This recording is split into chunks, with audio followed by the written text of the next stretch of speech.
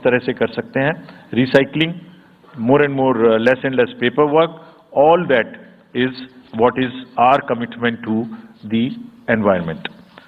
We are also greatly leveraging technology in 3 verticals for the help of the voter, for the help of the election management agencies, machinery, and also for the political parties and candidates.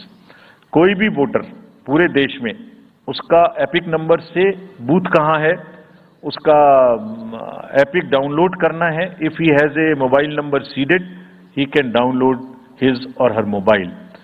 कोई भी BLO के बारे में कोई जानकारी लेनी है, one can go to the voter helpline app. You can know about what kind of a candidate you have in your constituency who are contesting. So there is an application called Know Your Candidate.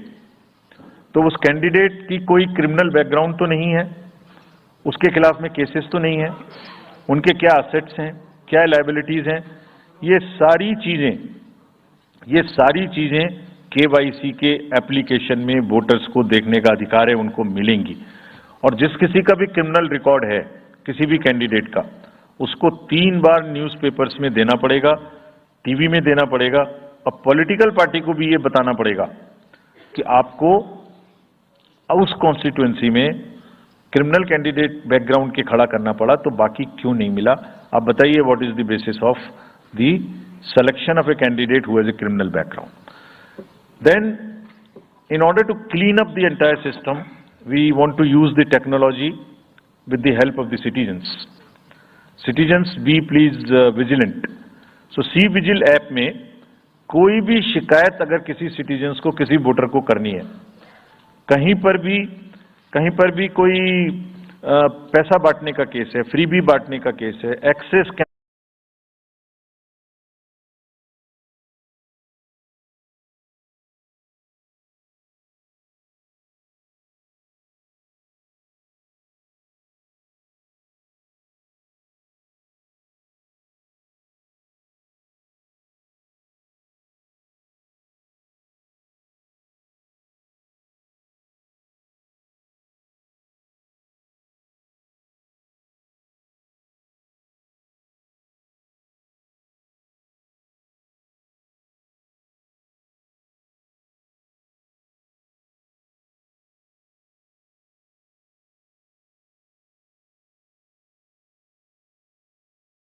के broad जो हमारे process हैं, और इसी के संदर्भ में पूरा जो प्रोसेस अब आज से शुरू होगा और जब तक चुनाव खत्म होगा, तो इलेक्शन कमीशन का अधिकांश समय इन्हीं 4 चीजों में लगने वाला है कि how to control muscle power, how to control money power, how to control the menace of misinformation, and how to control the violations which are done or alleged to be done under MCC.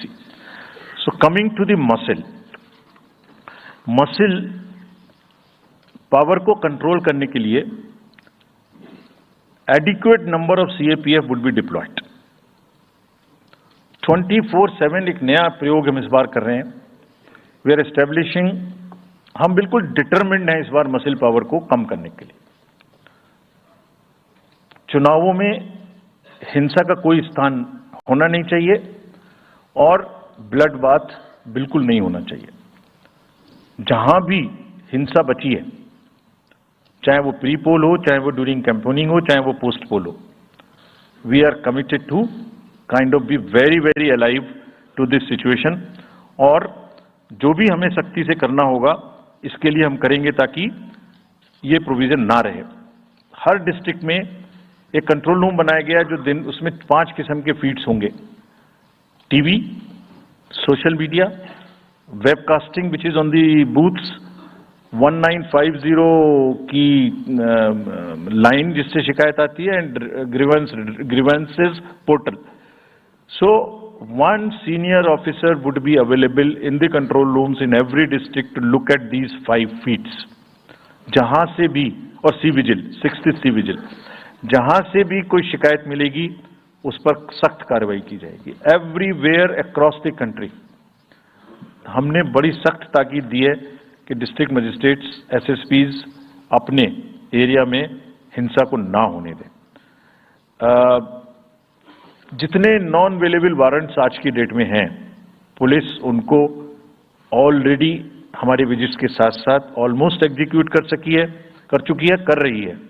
साथ ही जितने history sheeters हैं उनको भी बहुत तेजी से देख रही है। There is also a network of check post which have been set up in the international border, in the interstate border, and on the nodes from where some kinds of irregular, illegal goods can move across the states. In some international borders, there is also a drone-based checking which will happen. We are fully committed that हिंसा का कहीं कोई उपयोग नहीं होना चाहिए। हमने district magistrates को बहुत सख्त हिदायत दी है कि जितने लोग 3 साल से ऊपर हैं उन सबको आप बदल दीजिए पहले, और accountability starts from the head of the district, not below.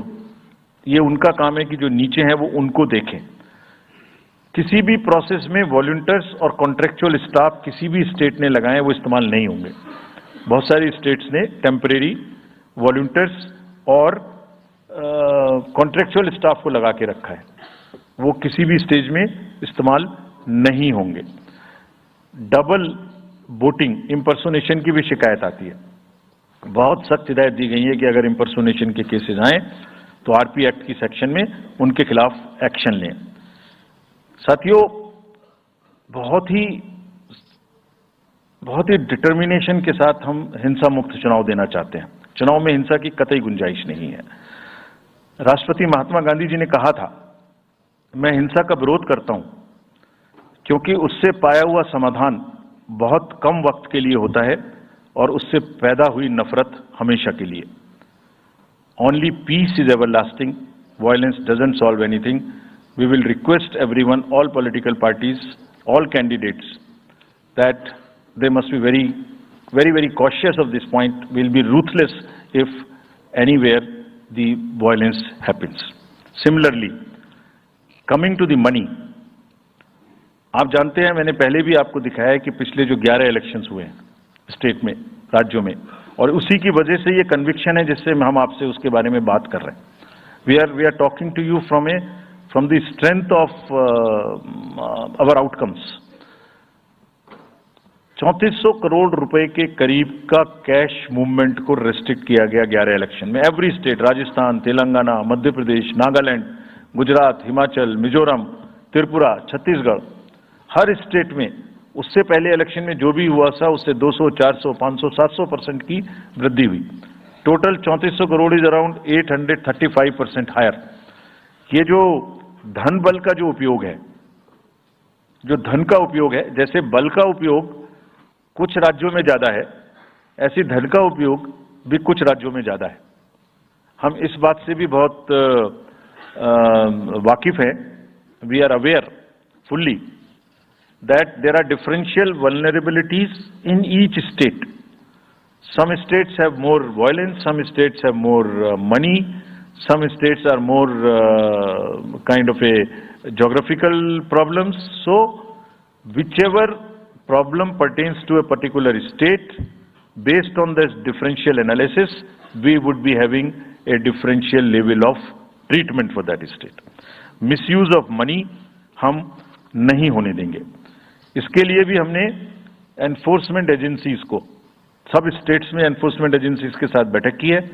Delhi में हम सब हेड्स ऑफ द एजेंसीज के साथ फिर से बैठक करने वाले हैं आज के बाद तुरंत।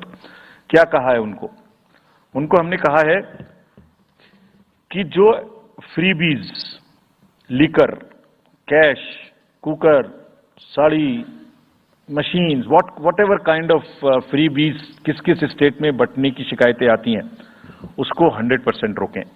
रोकने के लिए एनालिटिक्स बेस्ड कार्य करें। So whom have we directed?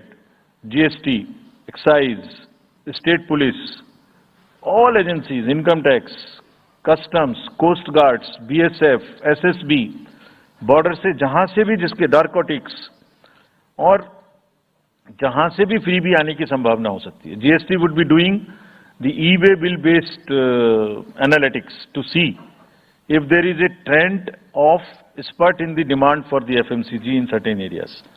Banks would look at if there is a spurt in demand of the cash in the chests. So national NPCIL will look at if there is a spurt in demand for the payments from the wallets. Digital payment से तो पैसा नहीं जा रहा है। एक दो state में ऐसा भी देखने में आया था कि आप अपने वैलेट के थ्रू किसी को भी पैसे ट्रांसफर करते रहिए, 2,000 1,000 रुपये। All that we will be looking at. Banks would be sending almost daily report of the suspicious transactions which they have. All airports in the country would be checked regularly by the dedicated teams of income tax for any kind of movement through the airstrips. और जहां जिन राज्यों में airstrips commercial के अतिरिक्त हैं, जहां helicopters land कर सकते हैं, we have asked and we have got actually the Bureau of Civil Aviation of Security to issue detailed instructions कि जिस किसी क्षेत्र में हेलीकॉप्टर या चार्टर्ड फ्लाइट उतरेगी, वहां जो भी सामान उसके अंदर में उसकी as per the directions, as per the instructions and guidelines of the BCS almost equal to the commercial airports checking होगी। Railways, RPF, GRP both will be simultaneously continuously looking at roads. So cash और money जो भी धन बल का दुरुपयोग करना चाहेंगे, political finance in any case is a thing which is in news these days. So this is our effort to add to that thing so that there are much more cleaner elections. Coming to the third M, which is the misinformation. This also troubles us a lot during the elections. While we are conscious of two facts, that the social media helps us in taking out our outreach programs. जितना हम youth, women, voters को अपने पास लाने की कोशिश करते हैं, उस मीडियम को यूज करते हैं. We are also conscious that on social media, in democracy, there is a full freedom to criticize anybody, including criticizing us. Why not? If we are doing wrong, criticize us. But you should not be allowed to create fake news which is not based on facts, because it can disturb the public order. ये अफवाहें फैलाते हैं. तो हमने सबको instructions दी हैं किस किस्म का इंस्टीट्यूशनलाइज तरीका किया है. ये कुछ इस तरीके की नई चीजें हैं जो इस बार के चुनाव में सबको देखने की मिलेंगी. मैंने मसिल पावर के बारे में भी बताया, मनी पावर के बारे में भी बताया, मिस इन्फॉर्मेशन के बारे में. तो ये जो प्रोसेस है इलेक्शन का, जो आज से शुरू हो रहा है काउंटिंग के बीच तक, जिसमें शोर शराबा गंदगी की संभावना बनी रहती थी, वो हमारा प्रयास है कि कम से कम हो. उसके प्रति हम बहुत ज्यादा सजग हैं. इसमें क्या करेंगे? Under Section 69 and 79(3) of the IT Act, authorized authority of each state is empowered to ask for takedown of the social media posts. In almost all states, authorized officials have been appointed or are being appointed. In each district, we have done thorough trainings as to how to deal with this kind of a menace. So this is on the preventive side. But there is also a promotional side. All our entire machinery will now react to whatever is coming by facts. We will try and join the issue instead of being in the background. If somebody is trying to do a fake kind of a narrative, which is disturbing the level playing field, which is disturbing the public order, or which is not based on the facts, and which has crossed the line of the criticism, we would be also joining them. We will also launch very soon on our website something called myth versus reality. This is going to be live very soon. Means ये myth फैलाया जा रहा है, ये उसकी reality है. हम अपनी तरफ से आगे बढ़ के आपको educate करेंगे कि ये उसकी reality है. और सोशल मीडिया के बारे में आप सबसे भी एक अपील है कि थोड़ा देख लें. मतलब जो आया उसको आगे नहीं करना चाहिए. इसमें एक बहुत बड़ा झूठ का बाजार भी है. मैं इसके बारे में सोच रहा था तो मैंने कुछ चंद लाइनें लिखी थी जो आपको बताना चाहता हूं. झूठ के बाजार में रौनक तो बहुत है, गोया बुलबुले जैसी तुरंत ही फट जाती है. पकड़ भी लोगे तो क्या हासिल होगा सिवाय धोखे के. तो उसको थोड़ा रोक के देखें, समझ लें आगे बढ़ाने लायक है कि नहीं है, ना बढ़ाएं. Now friends, the last problem, चुनाव के दौरान हमारे सामने एक और बहुत बड़ी समस्या है, और वो समस्या है चुनावी प्रक्रिया का, पॉलिटिकल डिस्कोर्स का घटता हुआ स्तर, जिसमें as we call it, it's a plumbing level of the political discourse. अगर हमने सब पॉलिटिकल पार्टीज को बहुत स्ट्रांग एडवाइजरी इशू की हैं, आप पूछेंगे कि एडवाइजरी तो दी, उसके बाद एक्शन क्या होगा, उसका भी जवाब मैं आपको दूंगा। एडवाइजरी इशू की हैं, जो भी पिछले 11-12 इलेक्शंस में, एक्चुअली जो पिछले 5 साल में जितने भी एमसीसी के वायलेशंस होते रहे, उसको हमने इकट्ठा करके एक फाइनल एडवाइजरी दी है before the 24th। So this is how we have set our grounds, and what we have done in that, we have set, we are putting political parties on notice. Means we have asked political parties to give copy of our guidelines to each star campaigner. Political parties के जितने भी बड़े नेतागण star campaigners हैं जो campaigning करेंगे, उनके व्यक्तिगत नोटिस में हमारी गाइडलाइंस ले आइए, ये जिम्मेदारी हमने पॉलिटिकल पार्टीज को दी है। So now what is happening, we have put them on notice and we will presume knowledge of the guidelines. These are the two fundamental changes which we have made silently. People were asking, you issued so many notices last time, did nothing. We left it at that. That was a moral censor. Now we will go beyond. We will go beyond, and here we have said we will also look at the past. We will also look at the history.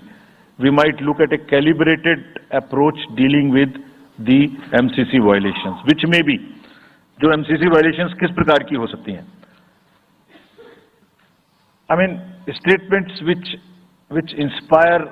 Should inspire rather than divide, issue based campaign हो, hate speeches, religious speeches, private life का criticism is what is absolutely avoidable. People should be refraining from giving unverified and misleading advertisements or masquerading as an advertisement as a news. इसमें हमने editors को भी advisory issue की है। वो एक newspaper में बड़ा बड़ा ऊपर में छप जाता है कि इसकी लहर और उसकी लहर, अगर ऐसा है तो साफ साफ लिखें कि एडवर्टाइजमेंट है, let it not pass through advertisement. We have issued these advisories, now the time is during this election to go beyond advisories, take concrete action for which in the advisories there are relevant sections of the acts which are also inbuilt. So notice is there, knowledge is there, sections are there. So please, our request is कि campaigning के दौरान please don't try to cross the red line. ये वैसे भी इसलिए जरूरी है that in this digital world जो भी एक बार मुंह से निकलता है उसका रिकॉर्ड तो 100 साल तक के लिए पैदा हो गया, वो बार बार चलता रहता है। So please avoid creating digital memory of bad words which are coming from your mouth. Please be civilised during the election, this is what is our advice. और एक बार जब लड़ाई झगड़ा होता है ना तो प्रेम का धागा टूट जाता है, और जब प्रेम का धागा टूट गया तो बड़ी मुश्किल होती है। रहीम ने कहा था, रहीमन धागा प्रेम का मत तोड़ो चिटकाए, टूटे से फिर ना मिले गांठ पड़ जाए। तो क्यों ऐसी गांठ बांधनी है, थोड़ा प्यार मोहब्बत से कैंपेनिंग करें, शोर शराबा कम हो। फ्रेंड्स, पॉलिटिकल पार्टीज को और भी बहुत सारी स्ट्रीमलाइन करने के लिए उनकी एक्टिविटीज को हमने कदम उठाए हैं। ये मैं पिक्चर आपको इसलिए दिखा रहा हूं कि हर फील्ड के अंदर में we are ready that how we would control this. क्या किया है, around 537 registered unrecognised political parties have been taken out of the political space. वो क्या करती थी, किसी के नाम में कैंडिडेट खड़ा कर दिया, गाड़ियों की परमिशन ले ली, दूसरा कोई यूज कर रहा है, किस्म किस्म की भांति एंटाइटलमेंट ले लिया, भांति भांति का वो thereby cluttering the political space, crowding out the genuine persons. So that is what it has been done. सारी फाइनेंशियल जितने भी अकाउंट्स हैं पॉलिटिकल पार्टीज के और जितनी भी कंट्रीब्यूशन रिपोर्ट्स हैं वो सब डिजिटाइज्ड फॉर्म में हमारे पास आएंगी, ऐसा हमने उनको कहा। डायरेक्शंस दे दिए, इट इज स्टार्टेड कमिंग। तो जो भी पॉलिटिकल फाइनेंस की चर्चा देश में चल रही है उसके साथ साथ ये भी कार्य पीछे से बैकग्राउंड में चल रहा है, because commission always believes in the transparency in the political financing. Plummeting level, I have already said. We have also asked the political parties to be very, very respectful to the persons with disabilities in their discourse, not to use the abusive words, also to not use children at all during the campaigning. बच्चे नहीं है इसलिए कि उन्हें campaigning में लाया जाए. We will be very strict if anybody does that. We are also giving advisories to political parties that have internal organizational structures within your party, within the parameters and in a right form. Friends, we are appointing 2,100 observers. जितनी चीजें मैंने आपको बताई, ये सब चीज को field officers तो करेंगे ही करेंगे. हम 2100 ऑब्जर्वर्स को अपॉइंट कर रहे हैं और इस बार उनको हमने क्या खास सख्त हिदायत दी है. और जो भी डीओज लेवल प्लेइंग फील्ड प्रोवाइड कर रहे हैं कि नहीं कर रहे हैं, वो स्पेसिफिकली इसको देखेंगे. Inducement and coercion, intimidation free election हो, इस पर स्पेसिफिकली नजर रखेंगे, हमें रिपोर्ट करेंगे. फोर्स जितनी भी जा रही है किसी भी राज्य में, उसका डिप्लॉयमेंट रैंडमाइज्ड हो. ऐसा नहीं कि उस फोर्स को कहीं बैठा दिया, काम नहीं कर रही, या कहीं दूसरी जगह भेज दिया जहां जरूरत नहीं है. They will be randomising the force. Entire election machinery will be randomised in the presence of the in the presence of the observers. Now, having done all this, what are the, जैसे मैंने पहली slide में बताया था, तो what are we expecting, हमारे elections कैसे होंगे? So, let me show you this, what is our effort, what is our endeavor. As a last slide, let me tell you, there are reduced repolls, that is what we are endeavoring. Zero violence, that's what we are endeavoring. No inducements, इस पे कार्य हो. Fake news curve की जाए. Campaigning clutter और बदमिजाजी कम हो और लोगों का पार्टिसिपेशन बढ़े. जो 67% पार्टिसिपेशन था वो बढ़ के अधिक से अधिक पहुंचे. With this I would like to in the end appeal to the voters that elections belong to you. बहुत मेहनत की है हमने 2 साल में, आगे भी करेंगे, लेकिन दामोदर अब आपके हाथ में है. We are handing over the baton to you. Please come and vote. Political अपने जितने भी हमारे चुनाव कराने कर्मी जाएंगे, उनसे मैं फिर से एक बार अपील करना चाहता हूं, आज सुन रहे होंगे कहीं ना कहीं, कि लेवल प्लेइंग फील्ड प्रोवाइड करना उनका परम धर्म है. इसमें से कतई भी कोताही ना बरतें. उनको बताया गया है, इंस्ट्रक्शंस दी गई हैं, अगर बरतेंगे तो will be ruthless in dealing, because majority ऐसा नहीं करती. अगर 1-2 करेगा तो उसकी वजह से हम अपने इलेक्शंस को बदनाम नहीं होने देंगे. Will be ruthless. And lastly, my appeal to the political parties again. We are very committed for ethical political discourse. I would like parties to again appeal that please maintain decorum in campaigning and refrain from abuses and personal attacks. राजनीतिक दलों को बहुत personal attack से बचना चाहिए. फिर मुझे बदर साहब का एक शेर याद आता है, दुश्मनी जमकर करो लेकिन ये गुंजाइश रहे. दुश्मनी जम के करो लेकिन ये गुंजाइश रहे, जब कभी हम दोस्त हो जाएं तो शर्मिंदा ना हो. और वैसे भी आजकल जल्दी जल्दी दोस्त बनना और जल्दी जल्दी दुश्मन बनने की प्रक्रिया थोड़ी ज्यादा चल रही है. तो पार्टीज कम से कम ऐसा ना गंदा बोलें कि वो एक दूसरे के दुश्मन बन जाएं और फिर कुछ ना हो सके. With this I would once again thank all the press media who have come here very sincerely.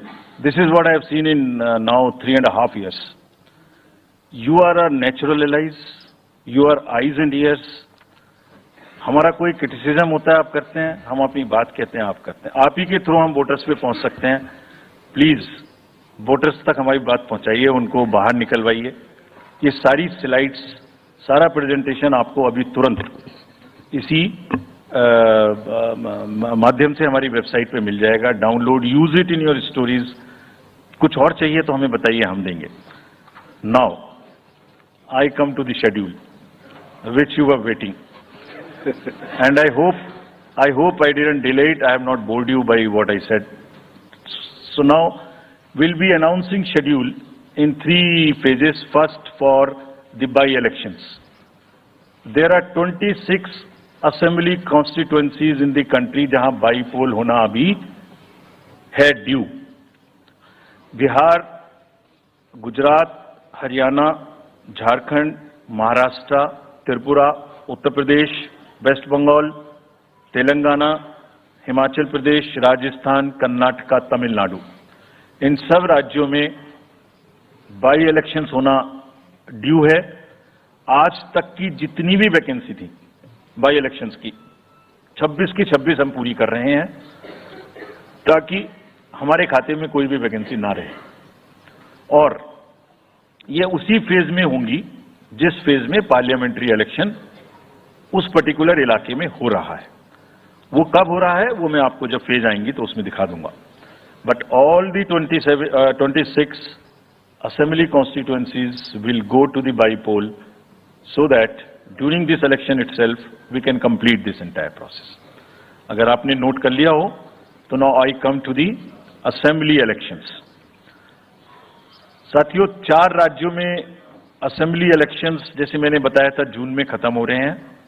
Sikkim जो 2 जून को with 32 assembly seats, Orissa June 24th June with 147 assembly constituencies, Arunachal Pradesh on 2nd of June with 60 assembly constituencies, Andhra Pradesh on 11th June 24 with 175 assembly constituencies. These are the simultaneous elections to the parliament. They will be held simultaneously. They will also be held in the same phase where the parliament elections will be held. So now, when I tell you the parliamentary elections, then I will tell you. But in case of Andhra Pradesh, the date of issue of Gazette notification would be 18th of April 2024, or date of poll would be 13th May 2024. तो आंध्रा के case में notification 18 अप्रैल 24 को होगा और date of पोल 13 मई 24 को होगी. इसके बाद अरुणाचल प्रदेश में डेट ऑफ गजट नोटिफिकेशन 20 मार्च को होगा और डेट ऑफ पोल 29 अप्रैल को होगी. 20 मार्च को गजट नोटिफिकेशन, 29 अप्रैल को डेट ऑफ पोल. सॉरी 19 अप्रैल को. 20 मार्च 19 अप्रैल. इस प्रकार सिक्किम में भी 20 मार्च और 19 अप्रैल. 20 मार्च को नोटिफिकेशन, 19 अप्रैल को डेट ऑफ पोल. उड़ीसा में first notification, this will be conducted in phases, and first phase would be on 18th April and date of poll would be 13th May. 5th phase में होगा second phase of the Assembly of Odisha, 26th April and 20th May. Then 6th phase and 7th phase also, Odisha would have the Assembly elections. 6th phase being on 29th April and 25th May elections. ये सब आपके साथ में हम अभी share कर रहे हैं ताकि आपको लिखने में, रिपोर्ट करने में इसको आसानी हो. Coming to the general elections to the Lok Sabha, जो विश्व का सबसे बड़ा लोकतांत्रिक त्योहार है, सबसे बड़ा लोकतांत्रिक त्योहार, biggest. 543 parliamentary constituencies, of which 84 are reserved for SCs and 47 are reserved for STs. तो इस 543 पार्लियामेंट्री कॉन्स्टिट्यूएंसीज के महात्योहार में शेड्यूल बताने से पहले सभी वोटर्स का फिर से हाथ जोड़ के आग्रह, अनुरोध, गुजारिश that please join for the voting, come on the day of voting. छुट्टी मनाने ना जाएं, जरूर आ जाएं. Schedule of the Lok Sabha poll, phase 1. We'll do it in 7 phases, as was done last time. 7 phases. Phase 1, will start from 20th March notification, 5 days from now. And last date of withdrawal would be 30th March and date of poll would be 19th of April. इसमें phase 1 का schedule एक दिन से हमें 2 बार करना पड़ रहा है, फिर बिहार के लिए वहां एक फेस्टिवल है, तो नोटिफिकेशन की डेट सेम है, लेकिन बस लास्ट डेट ऑफ विड्रॉल हमें 30 मार्च की जगह 2 अप्रैल सिर्फ बिहार की फर्स्ट फेज के लिए करनी पड़ रही है, क्योंकि वहां त्योहार है। और 19 अप्रैल को यहां वोटिंग होगी और पूरी कंट्री में 4 जून को काउंटिंग होगी। So phase 1 this will look like this. ये मैप भी हम आपको प्रोवाइड कर देंगे। अभी ये जो येलो पोर्शन है ये ऐसा दिखाई देगा। तो इसमें जो फेज 1 का जो मैप है, इसमें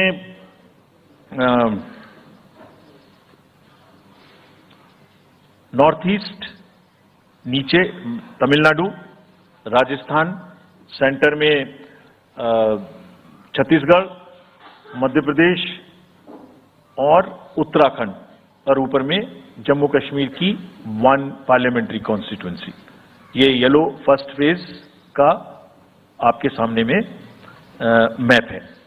सेकंड फेज और फर्स्ट फेज में 21 स्टेट्स जाएंगी पोल में।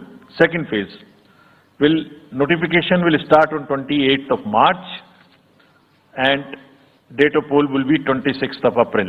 Similarly here in case of J&K, because of the some holiday, the date of one day would be different, date of security of nomination would be different, but date of gazette notification और date of poll would be common.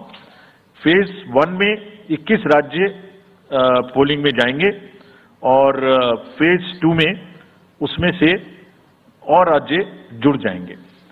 So this is the map which would be phase 2, जिसमें हम north east में काफी जगह चुनाव को complete करते हुए, तमिलनाडु में कंप्लीट करते हुए सेकंड फेज में राजस्थान को भी कंप्लीट करेंगे। Phase 3 would be from 12th of April and date of poll will be 7th of May. इसमें भी टोटल 12 स्टेट्स उस समय में जा रही होंगी और इस फेज में 3 नए राज्य में चुनाव शुरू होगा। इसका मैप कुछ इस तरह से दिखाई देगा। राजस्थान हम कवर कर चुके होंगे, तमिलनाडु कवर कर चुके होंगे, केरला कवर कर चुके होंगे, गुजरात इसमें कवर कर लेंगे, नॉर्थ ईस्ट पूरा कवर कर चुके होंगे और हम नए राज्यों को मिला के 3 इसमें नए राज्य भी जुड़ेंगे। फोर्थ फेज में 18 अप्रैल को गजट नोटिफिकेशन होगा और date of polling would be 13th of May. Date of counting in the entire country would be 4th of June for all by-elections, for the assembly elections, for the parliamentary elections. इसका map कुछ इस तरह का दिखाई देगा। इस समय तक हम इसमें Telangana, Andhra, Odisha would start, and by that time, other than that, entire South India would be complete, entire Western India would be complete, Northeast would be complete. और फिफ्थ फेज 26 अप्रैल से शुरू होगी और 20 मई तक चलेगी। 20 मई तक डेट ऑफ पोल होगी, बीच में नॉमिनेशन, स्क्रूटनी और विड्रॉल की डेट्स रहेंगी। Counting of course is 4th of June. It will look like this, which is in front of you, and phase 5 में 49 constituencies will be going to the poll. Phase 6 में 57 constituencies will go to the poll, starting from the gazette notification on 29th of April and finishing on 25th of May 2024. इसका map कुछ इस तरह का दिखाई देगा कि मोस्टली यूपी, बिहार, बंगाल, उड़ीसा और साथ में कुछ नॉर्थ का पोर्शन चालू रहेगा। Last phase 7th phase notification will be on 7th of May and polling on 1st of June. So last polling would be on 1st of June and counting on 4th, and इस phase में पूरा पंजाब, हरियाणा भी शामिल रहेगा, Bengal, Bihar, Orissa This is how the map will look. Yellow denotes the first phase, and accordingly the legends are given. We will share this map also with you, ताकि आप इसे अपने साथ रख सकें, इसके हिसाब से देख सकें.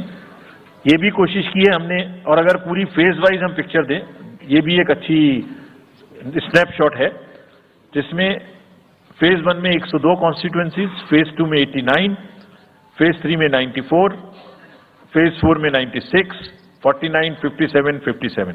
So we'll start with the 102, the largest, slowly come down and finish northeast, move up from the south and finish the western area.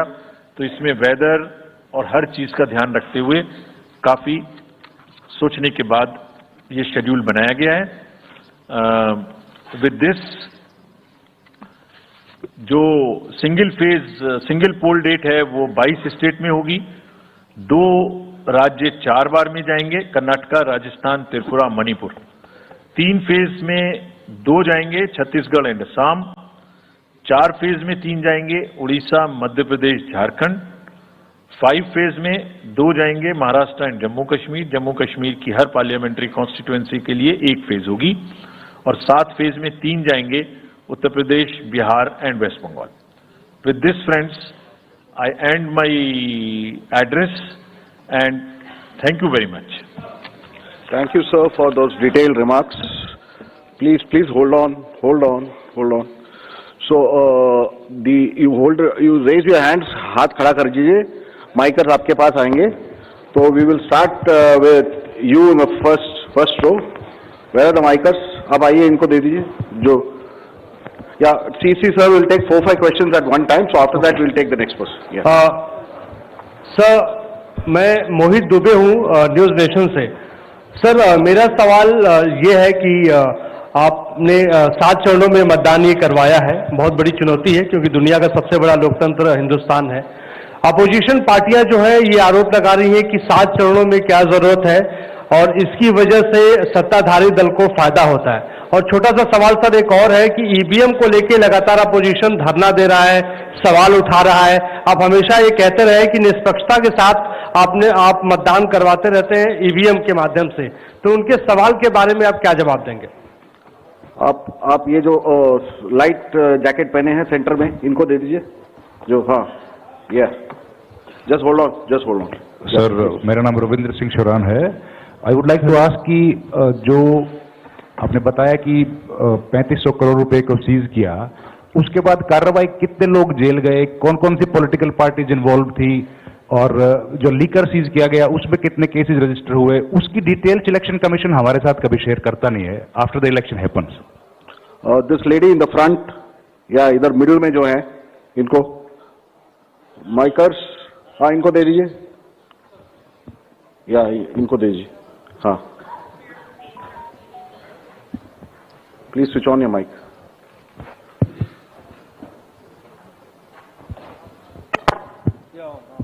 Great. Samir Hussain from BBC News. This is an incredible feat to try and get every person who's eligible to vote. I'm wondering how much money is being spent, and in addition, what is the biggest concern in terms of these elections? Okay. The lady in the 4th row over there with that black dress, उनको दे दीजिए. Micers. Middle में, हाँ उनको जो बीच में है वो lady जो है, हाँ, give it. Yes, switch on your mic.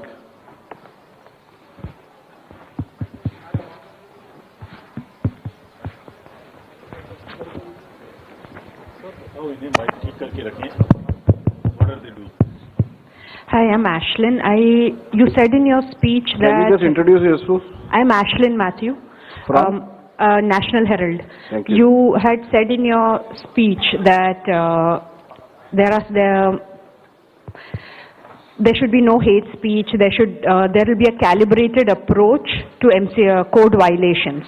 But there have been several complaints against the Prime Minister and Amit Shah, but none of the EC has not taken action against them. But you have taken action against the opposition leaders. So even if you take a calibrated approach, so won't it be the opposition leaders who get picked up more, who'll get notice from you more than the ruling party leaders? Yeah, the gentleman in the second row here. Yeah, please. Yeah, mic is live. Hello. Sir, Venkatraman from Dinamala, from Tamil Nadu. Sir, every election you are getting new experience regarding the control of money power. How are you going to control the money power? For example, last election 2019, at Vellore constituency, the candidate Kadira Anand, from his place, crores and crores of rupees money has been recovered from him. But what kind of action has been taken against him? And he is going to be the future candidate from the same constituency. Let me first take the answers of these questions of the first round. First question ये था कि 7 phase में election क्यों, और opposition parties का ये आरोप है कि 7 फेज में होने से लेवल प्लेइंग फील्ड डिस्टर्ब होती है, किसी को फायदा होता है। एक बार कभी पूरी कंट्री का भौगोलिक और ज्योग्राफिक इतिहास और ज्योग्राफिक स्थिति को नजर डाल के देखिए। नदी, नाले, बर्फ, पहाड़, जंगल, गर्मी, सिक्योरिटी फोर्सेस का मूवमेंट कभी सोच के देखिए। दे will be moving like within 3 to 4 days between the gap in the phases, they will move, they will walk length and breadth of the country. उनके ऊपर प्रेशर कभी देखिए कितना होता होगा। कभी इलेक्शन मशीनरी की पूरी प्रोसेस, कभी एग्जाम्स, कभी फेस्टिवल्स, होली, रमजान, रामनवमी, पता नहीं क्या क्या फेस्टिवल्स बीच में है। जब कैलेंडर पे हम लेके बैठते हैं तो एक डेट फिक्स करते हैं, दूसरे में चली जाती है, दूसरे फिक्स करते हैं, कहीं प्रॉब्लम आ जाती है। हम किसी को फेवर करने के लिए, किसी को नुकसान करने के लिए कोई भी एक्शन नहीं लेते, कोई भी एक्शन नहीं लेते। किसी को ऐसा भ्रम है तो वो गलत है। हम फैक्ट्स पे बात कर सकते हैं। जहां की जो मैंने कहा था, हर राज्य अपने आप में अलग अलग है। किसी राज्य में 1 में भी है, किसी राज्य में 7 में भी है। जिन राज्यों में 7 में है वहां का विस्तार बहुत बड़ा है, नंबर ऑफ पार्लियामेंट्री कॉन्स्टिट्यूएंसीज बड़ी हैं, कंटेस्टेशंस ज्यादा हैं, इसलिए वो 7 में है। My friend from the Tamil Nadu has asked, वहां 1 में है, लेकिन वहां दूसरा चैलेंज है जिसके लिए what he has talked about, there is a challenge of money power in that particular state, and as I mentioned we are extremely careful of what he has asked. If You learn it from the assembly elections which happened in another southern state recently. We have been able to cure that menace of money power to a very large extent, and we would control this. Please don't be worried. Similarly, I'll on the expenditure side take this question from BBC that how much we spend. Each candidate is allowed to spend in the parliamentary constituencies up to 80 lakhs, up to limit. And in the assembly up to 90 up to 90 lakhs, and in the assembly up to 38. So if you combine amongst the candidates, that's the upper limit, which is the expenditure. You have asked about, somebody asked about EVMs. EVMs के बारे में मैं बहुत बार बता चुका हूं, लेकिन ठीक है, आपने फिर क्वेश्चन पूछा है तो, और देश में एक ऐसा अभियान भी चल रहा है जिसको बताना भी जरूरी है, इसलिए मैं थोड़ा विस्तार में बता ही देता हूं। वैसे बहुत बार बता चुका हूं, 40 बार लगभग इस देश की संवैधानिक courts, high courts and supreme courts EVM के ऊपर में जितनी चुनौतियां हुई हैं उनको देख चुकी हैं। चुनौतियां किस प्रकार की हुई? ये हैक हो सकती है, चोरी हो जाती है, 19 लाख मिसिंग हैं, इसमें दिखाई नहीं देता है, ये कंप्यूटर से खराब हो जाती है, रिजल्ट्स बदल सकता है, मैनिपुलेट हो सकता है। हर बार संवैधानिक कोर्ट्स ने इसको रिजेक्ट किया है। क्या कहा है? कभी कहा कि इसमें वायरस लग ही नहीं सकता, no question of introducing virus. कभी कहा इनवैलिड वोट्स नहीं हो सकते, कभी कहा रिगिंग इज नॉट पॉसिबल, कभी कहा कि when there is section 61A in the RP Act which empowers the use of the EVMs, जब तक वो खत्म ना हो जब तक ये प्रश्न उठाना गलत है। कभी कहा कि EVMs are fool proof devices for counting and allegations of tampering are baseless। कभी कहा कि आप 1 के बदले 5 वीवीपैट गिनिए, वो हमने शुरू कर दिया। अब तो ये आ गया है नतीजा कि कोर्ट्स ने जुर्माना लगाना शुरू कर दिया। दिल्ली हाई कोर्ट ने मिस्चीवियस कहते हुए 10,000 रुपए का जुर्माना लगाया। फिर माननीय उच्चतम न्यायालय ने 50,000 रुपए का जुर्माना लगाया। अभी फिर रिसेंटली माननीय उच्चतम न्यायालय ने एक पिटीशन खत्म की है। कितनी बार सुनेंगे? क्यों बार बार वही बिलाप करना है? कोई चीज है तो हमसे पूछिए। हैक नहीं हो सकती, किसी सूरत में नहीं हो सकती। एंड जो परिणाम आते हैं वही प्रमाण है, बार बार परिणाम आते हैं।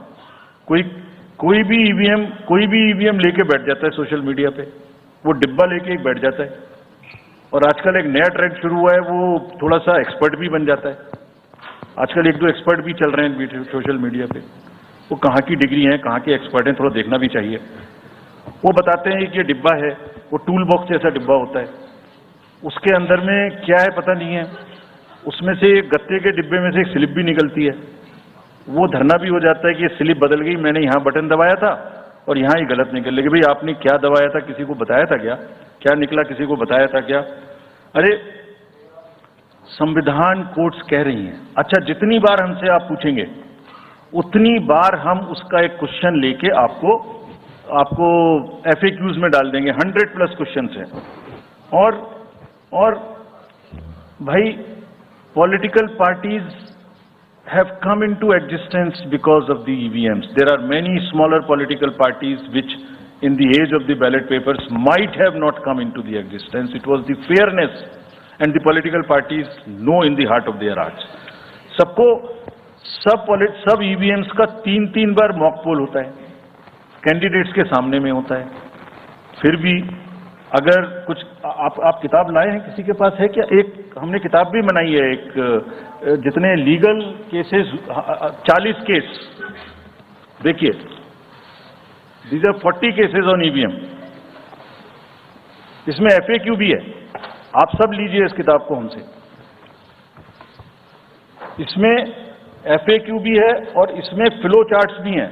देखिए हमारी वेबसाइट पे है ये, थोड़ा पढ़ने का तो कष्ट करिए, खासतौर से जो एक्सपर्ट महोदय हैं। वो बहुत सारे एक्सपर्ट्स हैं यहाँ, मतलब कंट्री में कोई भी बन जाता है, किसी पे कोई रोक नहीं है। हमने इसमें चार्ट भी लगाया है कि कितनी बार सत्ता में रहने वाली पार्टियां ईवीएम ने बदल दी। तो मुझे भी ईवीएम पे फिर मैं रात सोच रहा था ये प्रश्न तो आएगा जरूर, तो फिर रात को मैंने कुछ लिखा अपने हाथ से, वो फिर आपको सुनाता हूं। अधूरी हसरतों का इल्जाम, अधूरी हसरतों का इल्जाम हर बार हम पर लगाना ठीक नहीं। ये ईवीएम कह रही है, मैं नहीं कह रहा हूं। अधूरी हसरतों का इल्जाम हर बार हम पे लगाना ठीक नहीं। वफा खुद से नहीं होती, खता ईवीएम की कहते हो।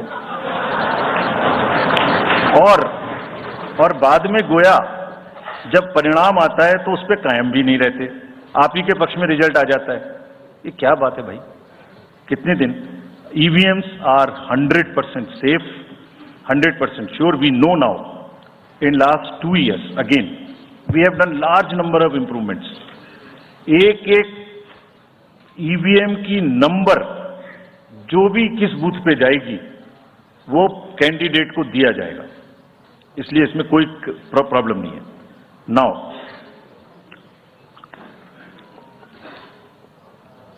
जो MCC के बारे में प्रश्न पूछा, जिसमें आप ये पूछना चाह रहे हैं कि हम बायस्ड होके किसी के खिलाफ एक्शन लेते हैं, किसी के खिलाफ नहीं लेते, यही आप प्रश्न बेसिकली पूछना चाह रही हैं। पूछना नहीं चाह रही हैं, आरोप लगा रही हैं, जिसका मुझे जवाब आपको देना चाहिए। Correct, very right, you have a question right to ask. आप पिछले 8, 10, 11 इलेक्शंस की सारे आरोप जितने हमारे पास आए हैं वो सबको एक बार पढ़िए। सबको पढ़ने के बाद सबके नोटिसेस देखिए जो हमने दिए हैं। उसमें जहां जहां कोई भी वायलेशन एस्टेब्लिश होता हो, उस नोटिस के बाद, जवाब आने के बाद भी हमने ऐसा नहीं है सब में कार्रवाई की है।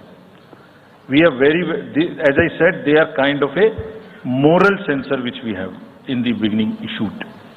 और जिस किसी के भी खिलाफ में अगर कहीं भी कोई केस बनेगा, however high star campaigner he or she may be, we will not sit back, we will take action. Next. Sir, we'll take some questions from that side. Yeah, the middle row.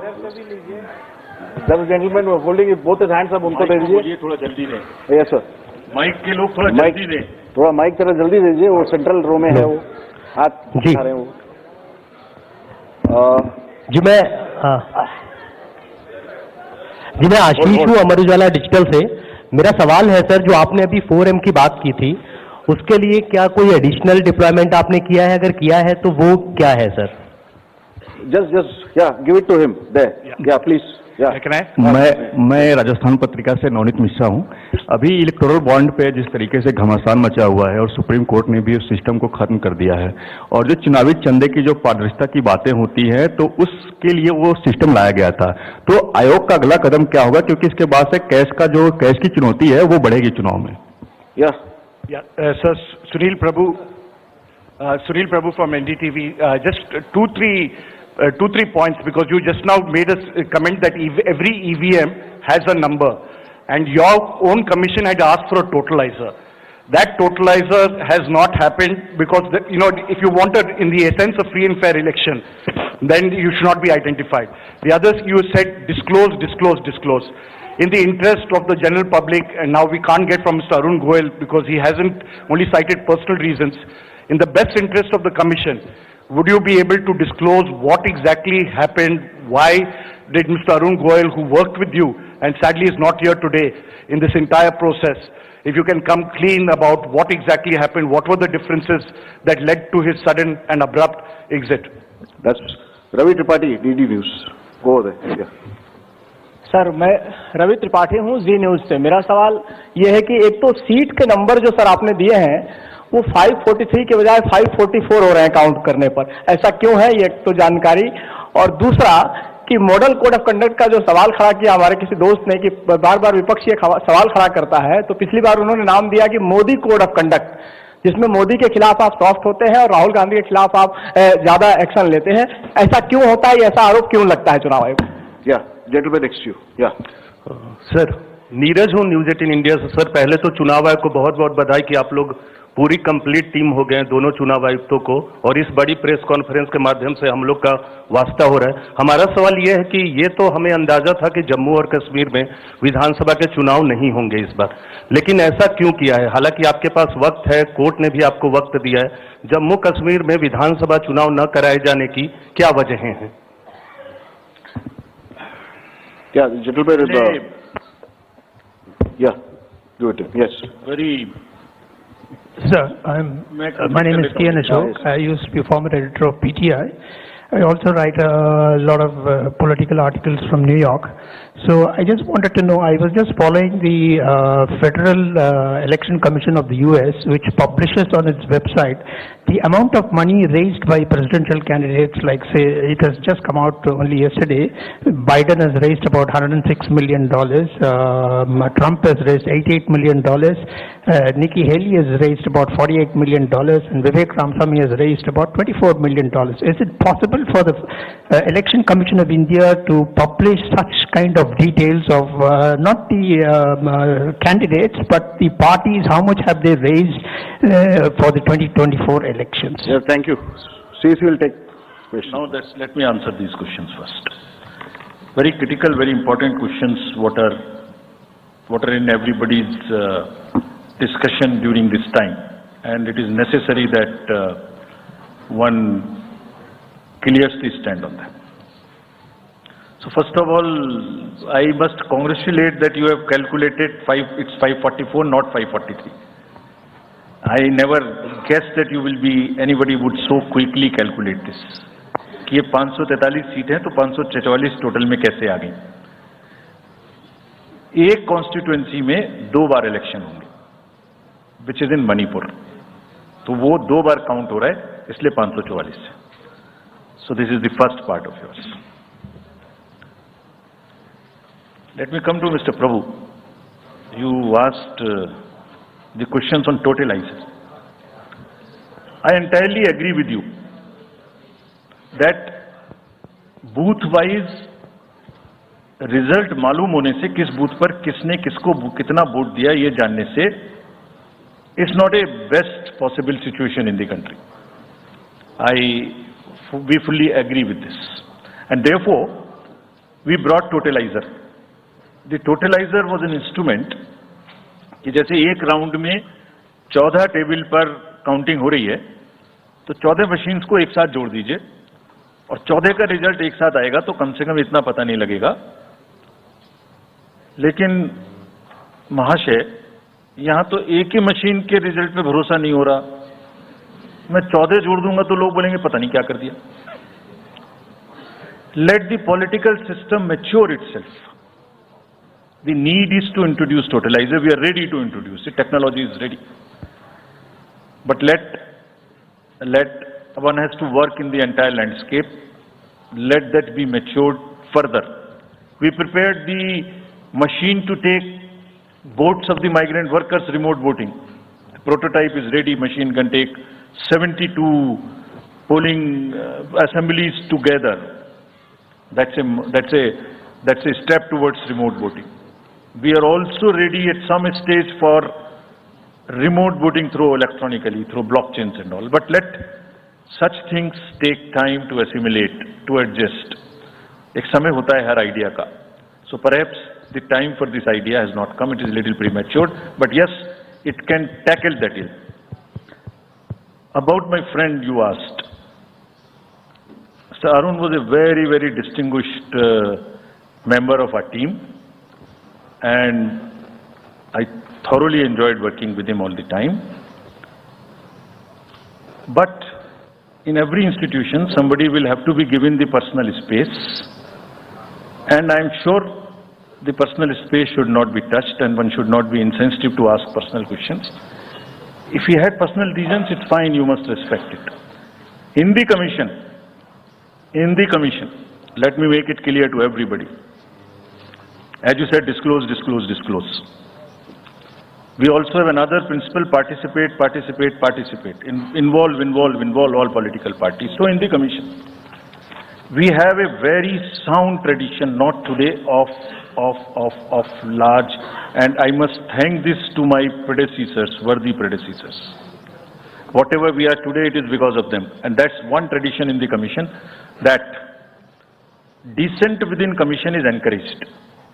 Within 4 walls of ECM, the commission room, which we call, it's a round room. Because it's such a complicated exercise in the world, 3 minds are always better than 1. We discuss, we sleep over issues, we take time, we assimilate, and हमेशा एक उसमें कहावत है ना, फिर मुझे याद आ गया, वैसे ही, निंदक न्यारे राखिए, आसपास रखने चाहिए जो लोग आपको चैलेंज कर सकें. सो कमीशन में बहुत ट्रेडिशन है, वो हमेशा होता रहा है और होते रहना चाहिए. So that's the answer which I wanted to give you. Jammu Kashmir assembly elections क्यों नहीं हमने कराए, ये आपने एक प्रश्न पूछा. बहुत इंपॉर्टेंट क्वेश्चन है नीरज जी आपका. हम बहुत कॉन्शियस हैं इस बात से, और बीच बीच में आरोप भी लगते रहते हैं. हम वहां गए थे, तब भी हमसे लोगों ने कहा कि हमें तो सुप्रीम कोर्ट जाना पड़ा आपसे कैब को कहलवाने के लिए कि इलेक्शन कराइए, और आप क्यों नहीं कर रहे हैं. तो पहली बात, आपने इतने समय से क्यों नहीं किया. तो पहली बात मैं सबके सामने ये इसको स्पष्ट करना चाहता हूं कि Jammu and Kashmir reorganisation act was passed in 2019. ये सबको विदित है कि 2019 में Jammu Kashmir reorganisation act pass हुआ. उसमें जम्मू कश्मीर की असेंबली में 107 सीटों का प्रावधान किया गया. उस 107 में से 24 सीटें रिजर्व थीं पाक ऑक्यूपाइड जेएंडके की, बची 83. 83 में से 7 रिजर्व थी एससी के लिए, और एसटी के लिए कोई रिजर्वेशन नहीं था. राइट. 2022 में उसके बाद डिलिमिटेशन कमीशन आया और उसकी रिपोर्ट्स को एक्सेप्ट करके नोटिफाई किया गया. उसने इन सीटों की संख्या में परिवर्तन कर दिया. तो another act change this number of seats. क्या हो गया, 107 से बढ़ के 114 हो गई, 24 उसमें पाक ऑक्यूपाइड जेके की रही, 90 बची, तो 83 से बढ़ के 90 हो गई और 9 सीट एसटी के लिए रिजर्व कर दी गई। ये नया फीचर क्रिएट हो गया। और साथ ही साथ 2 सीट माइग्रेंट्स के लिए रिजर्व कर दी गई, जिसमें से 1 वुमेन की थी। और उसके बाद 1 सीट का नॉमिनेशन अलाउ किया गया, जो कि पीओके से डिस्प्लेस्ड लोग जो इंडिया में हैं उनके लिए वो रिजर्व की जाएगी। और ये सारे, जिसका मतलब Reorganization Act and Delimitation Act were not in sync, and therefore there was no occasion for the Commission to conduct the election till that happens. When did that happen? That happened in December 2023 by amendment in the J&K Reorganization Act. तो हमारा metre कब से चालू हुआ है? दिसंबर 2023 से metre चालू हुआ है चुनाव कराने का। असेंबली और पार्लियामेंट में चुनाव कराने के लिए हम J&K के सभी पॉलिटिकल पार्टीज ने हमसे कहा, ऑल, कि आप हमारा चुनाव पार्लियामेंट के साथ करेंगे। वी रेस्पेक्ट दैट, और हम समझते हैं कि हमारी ड्यूटी है हम उसे कराएं। सारी एडमिनिस्ट्रेटिव मशीनरी ने टुगेदर एक स्वर में कहा कि सर हम एक साथ नहीं करा सकते। हमने पूछा क्यों, तो उनका आंसर था कि जब असेंबली कॉन्स्टिट्यूएंसी के चुनाव साथ साथ में होंगे तो एक असेंबली में लगभग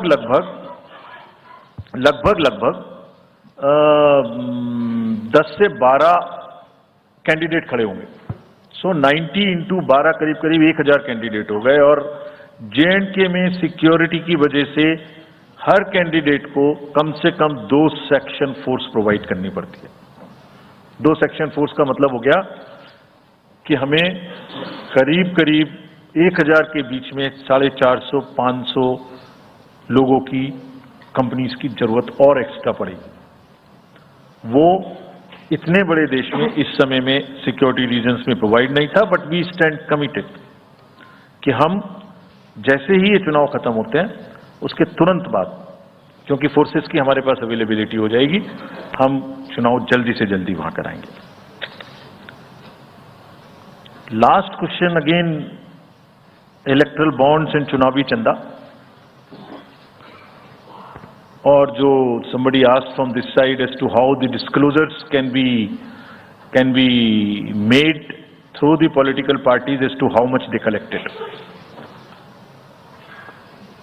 So, as regards electoral bonds, Commission has always been in favor of transparency right from the stage when we submitted our stand in the Honorable Supreme Court.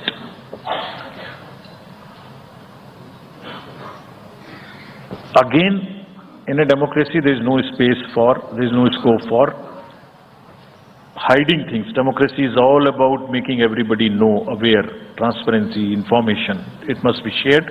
We are all for it. So this is the first part of the entire exercise. It must be known.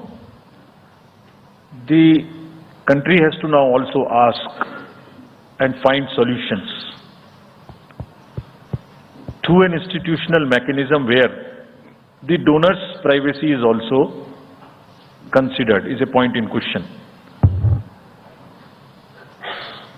We have made it compulsory for all political parties to make the contributions they are receiving. The answer to this side as to the declarations are made on the donations. Every political party is required to, under the guidelines, to make declaration to us on the contributions they receive. Also in the annual accounts, how much they have collected, how much they have spent. Also, after every election, they are supposed to give us an account of what they spent in that particular election. Supposing assembly election has taken place, we have contested, we have spent so much. And we publish it on the website of the Commission for everybody to know what is happening. And this we have now made digital. But the unaccounted money which is used in the elections, on which during the elections we are very particular to control it, but how do we also control the donations in the unaccounted form is something which the entire nation has to work together. How the donors' privacy is also protected. He is not harassed. How it is channelized. How it is more and more white. In the digital age, there must be almost no scope. It must be a very, very less cash economy. I am speaking from my old finance days, but it must be very, very less cash economy, and therefore one has to think of it, and I am sure some better system will evolve where it becomes like that. Yes. So should we take another round? Yes, last round. Last round of questions. The lady at the back. Yeah. Good evening, sir. This is Ritika from the Indian Express. You're not audible.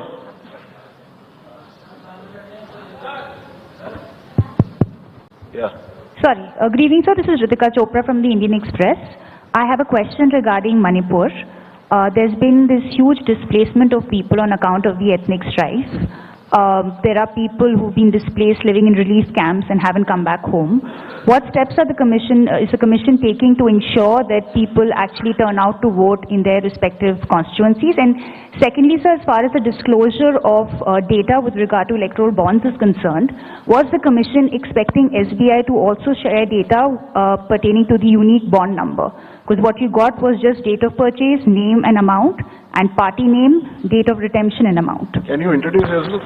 This is Ritika Chopra from the Indian Express. Thank you. Okay. The gentleman in that orange shirt there. Yeah, please.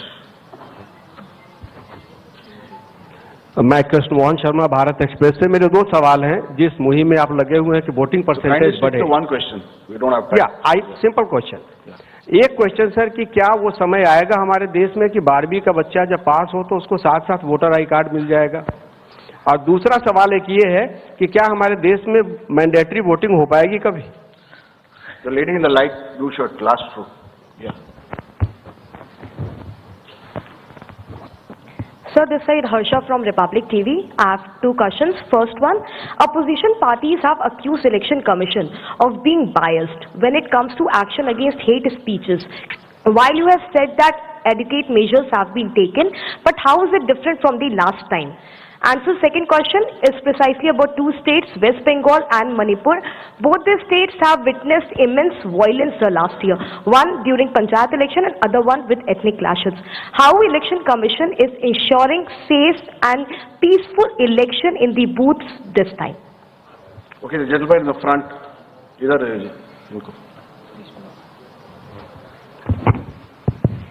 Here, I'm George Kalivaril from Deepika Malayalam Daily. Mine is a half question and a request also. There are, why can't you think of giving,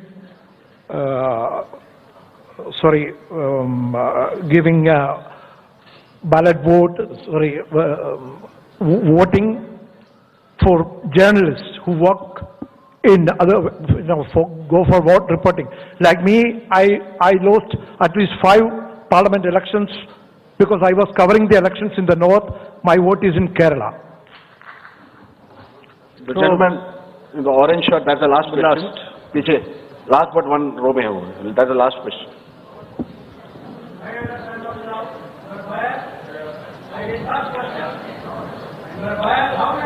Coming. Go ahead. Yes. Sanjay Sharma आज तक से हूं मैं. मेरा एक सवाल तो ये है कि निर्वाचन आयोग ने बहुत मार्मिक और बहुत व्यावहारिक अपील की है राजनेताओं से कि वो नफरत के बाजार में मोहब्बत की दुकान खोलें. तो इसकी कितनी अपील का असर लग रहा है कि वो कर पाएंगे? और दूसरा ये कि इलेक्ट्रल बॉन्ड्स में अगली स्कीम किस तरह से इसको और पारदर्शी बनाया जा सकता है? क्या आयोग के पास भी ऐसा कोई इंतजाम है क्या? Yes. Now, उनका भी एक ले लीजिए उनका भी. उनको दे दीजिए. Give it to him. लीजिए. You are biased. You can't do that. लीजिए. I am Professor D.S. Agrawal and I am a nominee of राष्ट्रपति 2012.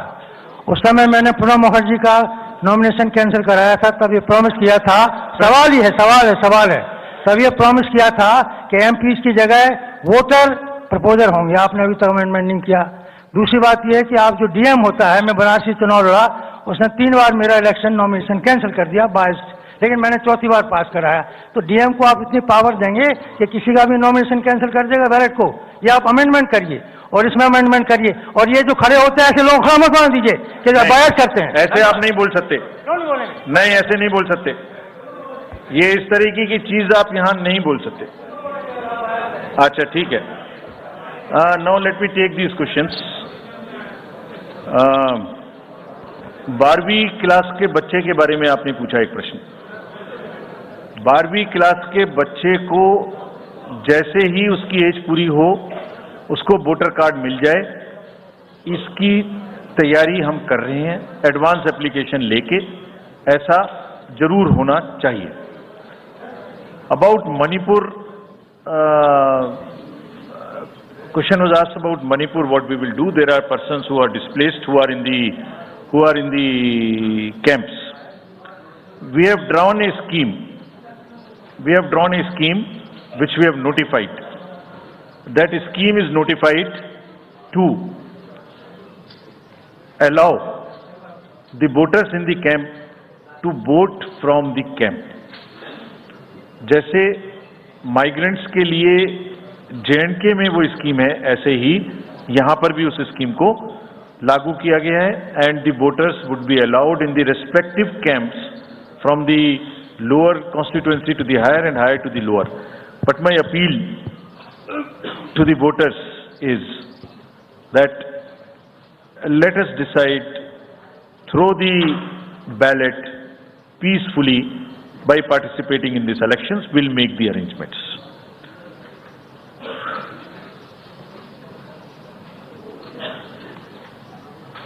So, postal ballot तो अवेलेबल है प्रेस को, हैं?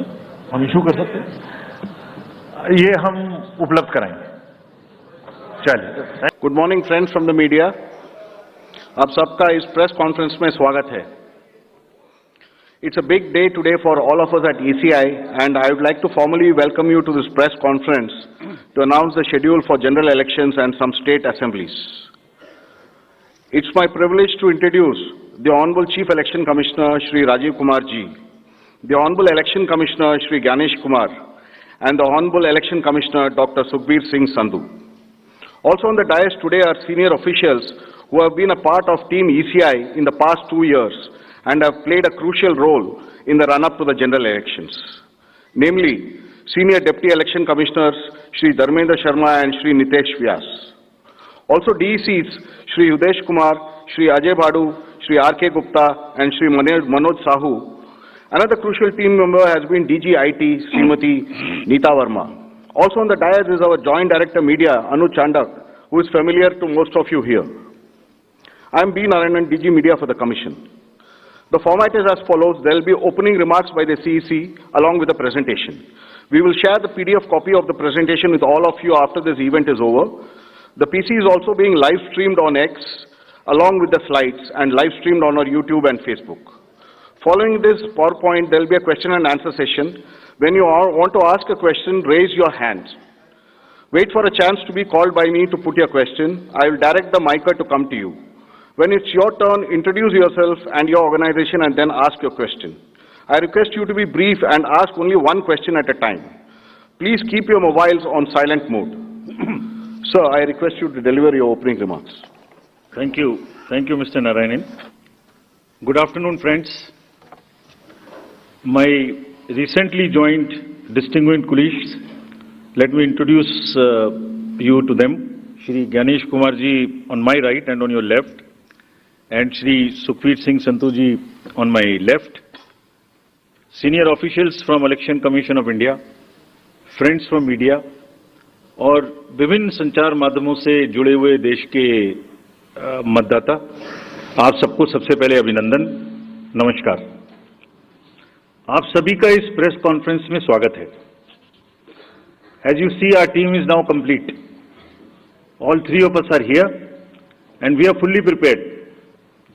So now our request is to all the voters to get inked. Please, the entire team in the ECI is ready to ink the voters. Please join us. I think this is the most awaited press conference in this part of the year.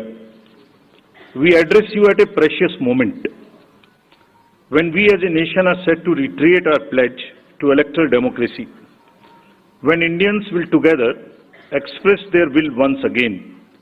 This is a historic opportunity for all of us. By the way, this year also marks a pivotal moment in the global landscape of democracies. 2024 is a year of elections across the world. Over 5 dozen nations and people will vote across the hemispheres, across the date lines. However, India's elections have been like a pole star, both for its quantity and quality, and I'll elaborate it in detail in this conference. दुनिया के सबसे बड़े और सबसे जीवंत लोकतंत्र के रूप में भारत पर सभी का ध्यान केंद्रित रहता है, जहां चुनाव एक त्योहार है जिसमें लोकतंत्र के रंग उभरते हैं और देश के सभी हिस्से उसमें समावेश होते हैं। चुनाव का पर्व, देश का गर्व। Let me say in the very beginning that it is our promise to deliver a national election in a manner that we add to our global shine and remain a beacon for electoral democracies across the world. We are committed to give the nation a truly festive democratic environment. Friends, the term of 17th Lok Sabha is due to expire on 16th June 24. The term of legislative assemblies of Andhra Pradesh, Odisha, Arunachal, Sikkim are also due to expire in June 24. Jammu Kashmir assembly में भी चुनाव due हैं। We in the Commission understand with all humility at our command, that every election is a new test and failure is not an option. The entire election machinery has been trained on all aspects of election management. I had myself personally interacted with over 800 district magistrates across the length and breadth of the country. We have interacted with the SPs, DMs, commissioners, range IGs, political parties, enforcement agencies in Delhi and also while visiting the states. और पूरी states में इन सबके साथ समीक्षा करने के दौरान और उसके बाद हमें ये विश्वास है कि हम एक यादगार, स्वतंत्र, निष्पक्ष चुनाव एक पर्व के रूप में सबकी भागीदारी के साथ सुनिश्चित कराएंगे। Before I share the schedule, मैं आपको बताना चाहता हूं कि भौगोलिक, सांस्कृतिक, सामाजिक रूप से विविध इतने बड़े देश में चुनाव कराने के लिए हमने अपने आप को कैसे ओवर द 2 इयर्स पीरियड तैयार किया है। दुनिया के सबसे बड़े लोकतंत्र के चुनावों में लॉजिस्टिक्स और मटेरियल प्रबंधन ही अपने आप में एक बहुत बड़ी चुनौती है। तो let us show you what is the magnitude by which we are doing this elections. We have 97 crore registered voters, more than the combined voters of a few continents put together, America, Europe, Australia, many put together.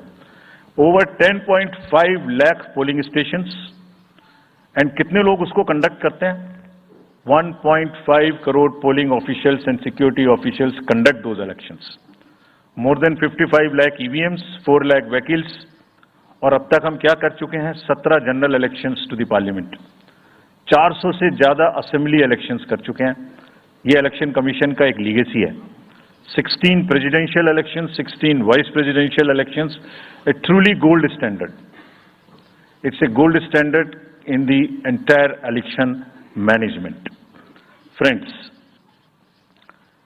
there is a qualitative leapfrog which Commission is ensuring, which would be shown by the outcomes of the 11 state elections which we have held recently. पिछले 1-1.25 साल के अंदर में 11 elections state assemblies के देश में हुए हैं, और आज जो हम नए 2024 में जा रहे हैं तो इस दृढ़ता के साथ जा रहे हैं कि जो उनके आउटकम्स हैं वो आपको दिखा रहे हैं। पहले वो पीसफुल हुए, वायलेंस फ्री हुए। जो इसमें से 1-2 स्टेट में वायलेंस होती थी वहां भी वायलेंस नहीं हुई। नियर जीरो रोपोल्स और कैंपेनिंग जो क्लटर है, जो नॉइज है, जो कैंपेन के दौरान होती है पॉलिटिकल पार्टी से, कि उसमें भी घटित देखने को मिली। कोर्ट केसेस रिड्यूस हुए, कोर्ट की टिप्पणियां जो अनावश्यक या हमारे ऊपर में होती थी वो कम हुई, सीजर्स बढ़े और फेक न्यूज पर एक एक्शन लेने का जो तरीका था वो बहुत बढ़ा। तो लास्ट 2 इयर्स में इसको और रोबस्ट करने के लिए हमने क्या क्या किया है ये हम आपको आज दिखाएंगे और उसको कैसे बेहतर करेंगे ये भी दिखाएंगे। हम कहां पहुंचना चाहते हैं, इस इलेक्शन को किस तरीके से डिलीवर करना चाहते हैं, ये भी आपको लास्ट स्लाइड में दिखाएंगे। अभी जो इलेक्टरल साइकिल है उसमें हमने कितनी तैयारी की है ये हम आपको आज शेड्यूल बताने से पहले बताना चाहते हैं। अगर देखा जाए तो इनपुट के रूप में हमारा जो इलेक्टरल रोल है वो प्योर होना चाहिए। ये फाउंडेशन है किसी भी अच्छे चुनाव के लिए। उसमें जिसको होना चाहिए वोटिंग में वो है और जिसको नहीं होना चाहिए वो नहीं है। हमने इलेक्टरल रोल में बहुत मेहनत की है। इनपुट के तौर में material, man power, technology, training, इतनी चीजें लगती हैं। प्रोसेस के रूप में जो डिसरप्टिव चैलेंजेस हैं, muscle power, money power, misinformation, MCC violation और reaching out to the missing voters, urban apathy, youth apathy और ओवरकमिंग ऑपरेशनल चैलेंजेस जिसमें reaching in inaccessible areas in this wide country and what outcomes we want, that is what is we will tell you little later also. तो पहला जो input है ये एक mosaic है जो देश की वोटर्स की